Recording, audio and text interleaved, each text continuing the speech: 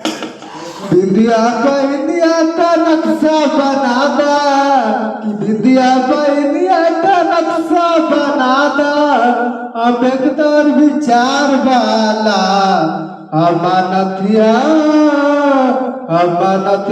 पलगदा जय भीम कि बहुजन के प्यार वाला अमानतिया पलगदा जय भीम कि बहुजन के प्यार वाला सूर्या के आरी आरी गाता बुद्ध के विश्वासो कांगना के आरी आरी संत रविदासो सारी के धारी बाचल के पीछे सारी के धारी बाचल के पीछे अन्ना सुहार वाला अमानतिया